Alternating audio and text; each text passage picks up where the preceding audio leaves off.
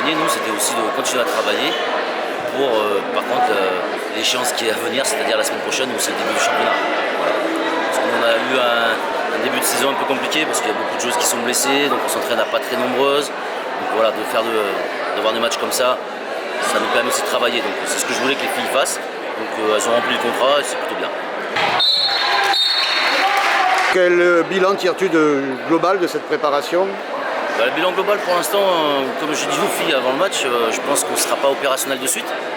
Parce qu'en fait, il y a Louise qui est blessée, Anaïs qui n'a pas repris, Mélanie qui reprend juste. Qui c'est qu'il y a encore? Il y a Manon Cousta qui est blessée. Donc voilà, on a quelques petits bobos. Laure Dagieux. Voilà, Laure Dagieux, oui, Laure Dagieux aussi qui s'est fait la cheville. Donc effectivement, on a quelques bobos qui ne nous permettent pas d'être très nombreux et de pouvoir bien travailler à l'entraînement. Mais voilà, elles ont envie. Donc je pense qu'on sera un peu plus opérationnel d'ici les 4e, 5e match. Voilà. On va dire fin septembre, mi-octobre, on sera un peu plus opérationnel. Qu'est-ce qui reste à régler le plus? Ce qui reste à régler, c'est déjà trouver des timings de jeu à 2 contre 2 ou du 3 contre 2 ou 3 contre 3 même. Après en défense, c'est pas trop mal, je trouve qu'il y a des choses intéressantes.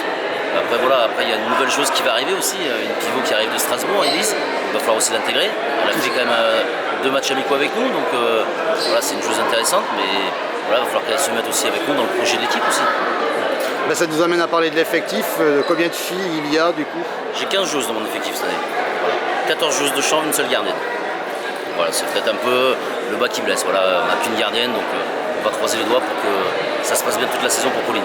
Et avec combien de recrues Alors de recrues, si on compte Flavie, ça fait une recrue parce qu'elle n'a pas joué l'an dernier. Il y a Flavie, Maëlys, Louise, Salimatou, Élise, donc ça fait 5 recrues.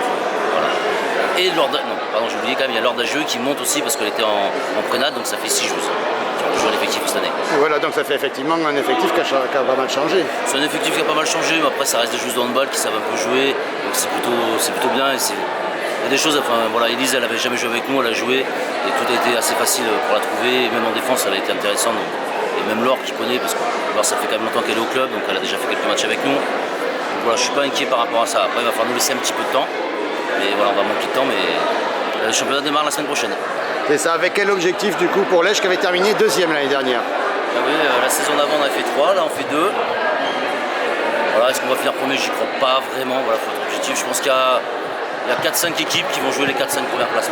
Après je peux me tromper, mais je pense que Tournefeuille, Borde, Florac, Lège, et après il y aura peut-être un petit outsider qu'on verra qui peut s'immiscer, parce que par exemple Ponosti, il va falloir qu'il y ait une belle équipe aussi. Donc je pense que ces 5 équipes-là seront au moins une des 5 qui finira premier. Laquelle, je ne peux pas te dire.